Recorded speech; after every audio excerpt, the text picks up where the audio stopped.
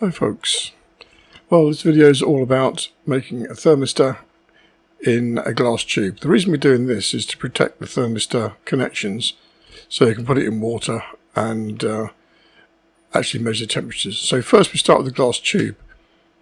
Now the first thing I'm going to do is cut a glass tube to twice the length you actually want the detector to be. Quite simple. Run a good, nice new file across the glass. This should create a little mark in the glass, which is just about visible. Now holding either side, the thumb on either side of it, what we're going to do is pull it like this and also a bit of a bend. So we put the pressure on and with a bit more pull it snaps apart cleanly from that mark.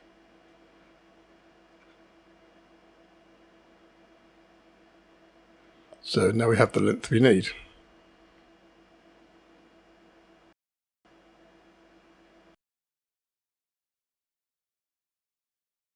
Next thing, we're going to heat the end of the tube up. Now while we're doing this, well, we've just broken the tube.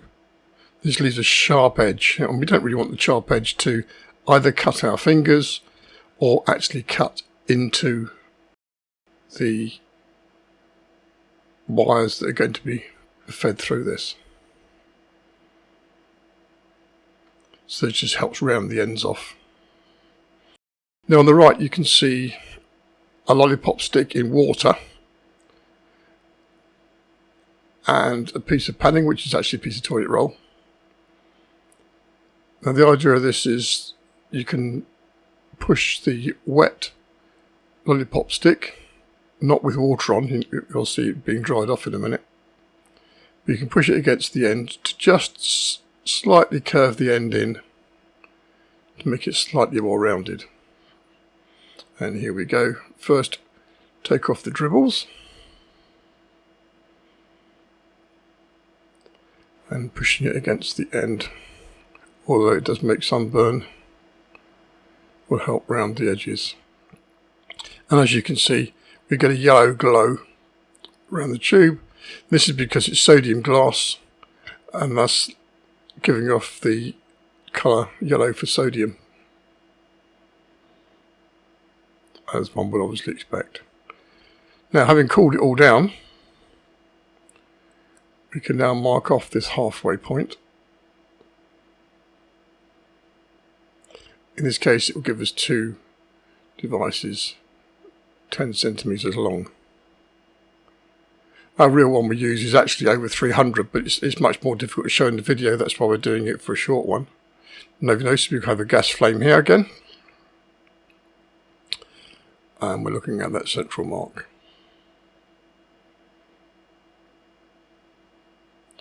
That central mark will actually burn off and it will slowly disappear. You won't see it, but the whole point is to start off in the right place. There, the mark's gone now. Now you can see from my fingers I'm actually rotating this glass in the flame. And the idea is to heat the glass up until it gets to the melting point. Now the hottest part in these flames is the end of that little blue flame sticking out. That's the hottest part of the flame.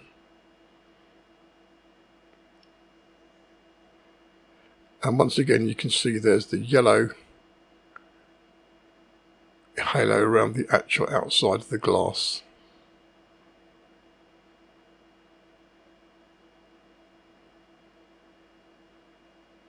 Then we keep rotating it round as we do this, and the glass will then get soft, and as you can see we can actually easily put a bend in the glass, showing it's really soft. Be gentle at this stage, otherwise it will just crack anyway. Now we want to keep going because we want to stretch the glass out into a small capillary tube.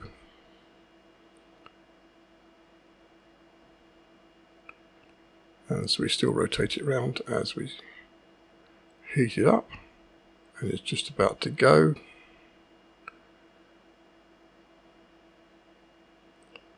And nice and bright here.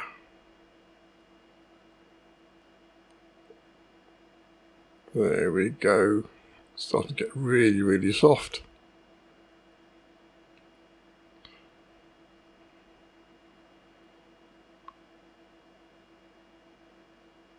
So it can now start to pull either side. We don't make too long a capillary tube, otherwise it takes much longer to actually turn it into a little blob for the end. And then in fact I put a slight twist in between each one. Now you can see we're stretching it into a tube and it comes into two pieces. Now this one you can really see the bright yellow of this flame. And what we're doing here is there's a little bobble on the end, of the tube. I just put that one down to cool down and rest for the moment while we work on the other one. Now I'm heating up that little tiny blob on the end.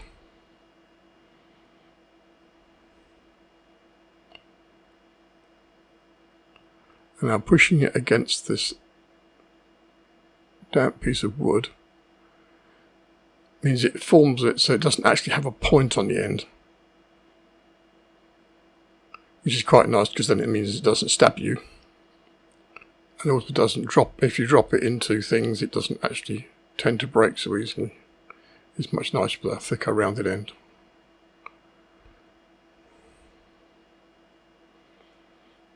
If the wood hadn't actually been damp, then it would have been quite nasty because it would have actually set fire to the wood very, very easily, which is why the wood had to be in the water.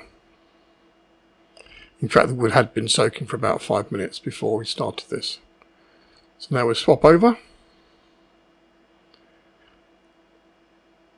Now I'm fairly used to actually doing this, but please be very, very careful because hot glass doesn't look anything different to cold glass. You really can't tell until you grab hold of it, and then you can tell when the blisters appear.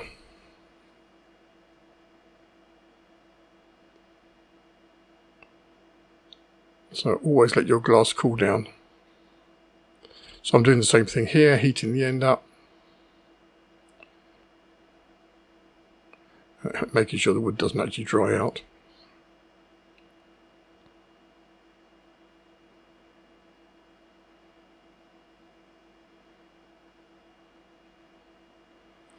So same again, get rid of the surface water.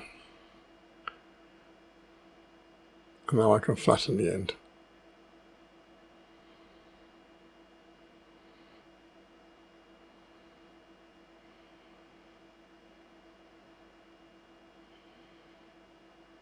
It's always worth heating the glass up after you've squashed it against the wood because it has cooled down fairly fast, and cooling it down fast does mean that that can put stresses into the glass.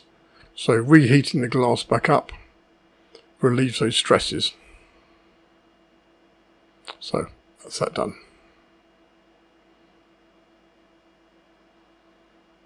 So now we have two pieces of tube, almost identical length, ready to go. Remember to turn the gas off, of course.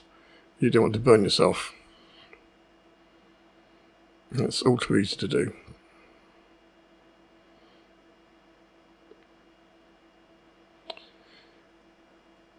So here what we're doing is fixing the device in. As you can see, this is a piece of epoxy. 2216. I've chosen this because it's a slightly flexible adhesive.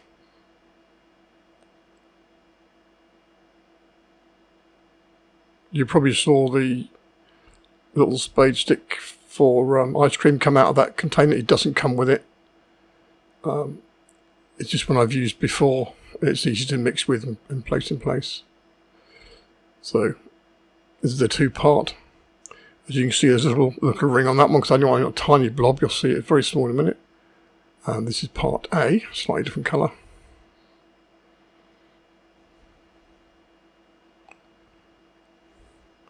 Slightly too much of the blob there, so you'll see how I deal with that. I always put these away and pack it back in. It's worth keeping everything neat. Now I have a piece of bamboo rod, which I sharpen one end of. As you can see, I actually put this all on another lolly stick. Now I've moved this away because that second blob I put down is miles too much, but what I have now mixing together is just about the right mix. It's a 2:3 ratio mix. So I'll give that a good mix. You think, why am I using a sharpened stick? Well, you'll see. Because that is a thermistor, all pre-wired. A very tiny piece on the end. And I just want a nice blob on the very end of the thermistor.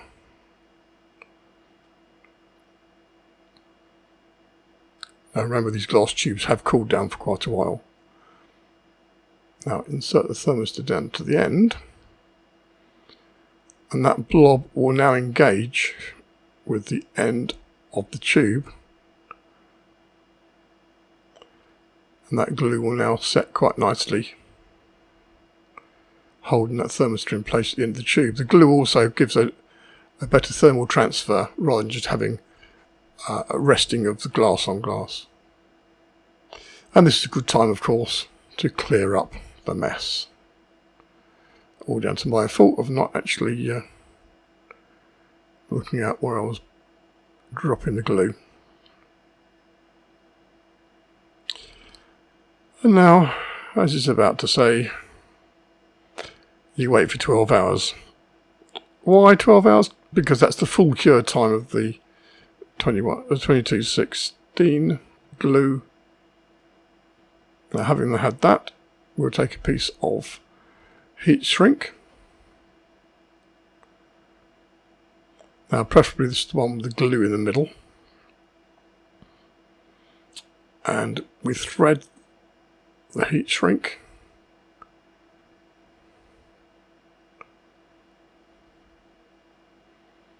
down over the end of the wire.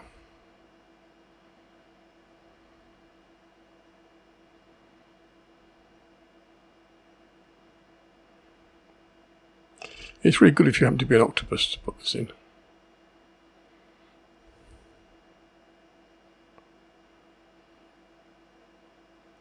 So we put the heat shrink close against the end. Now notice I've actually swapped the end of this iron to be a hot air gun. Sometimes takes a few flashes to get it going. Right. Now I can see the blue, but now you can see it's actually glowing the red, which means this hot gas is going through. Push the cap over, and the end is now producing hot air.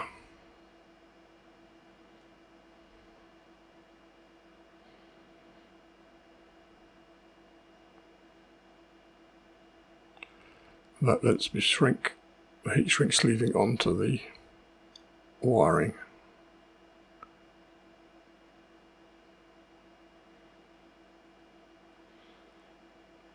Maybe wondering why I've done this bit outside the glass. It gives a second heat shrink, which you'll see in a minute, something to grip onto, and helps it all not slide out. Especially if you happen to have the one with the glue centre. Again, we decided on the heat shrink.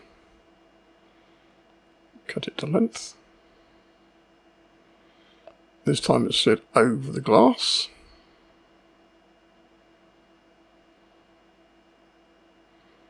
And partly up the black. Now again we use the hot air gun to shrink. So this heat shrink then becomes tight to the glass and tight to the black. So that gives us a sealed end to this end of the detector. Again, having the glue-filled core makes it much better to use and keeps the seal. And it does need a bit of patience to make sure it's all there.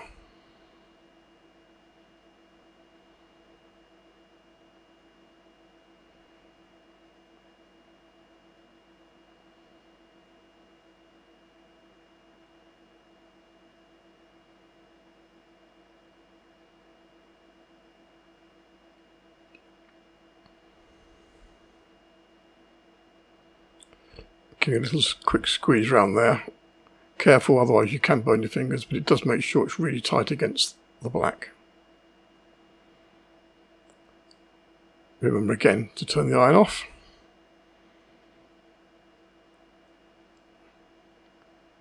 And there we have the finished product. So as you can see, thermistor against the end, all wired through, nicely sealed in, ready for final testing. I hope you enjoyed this video.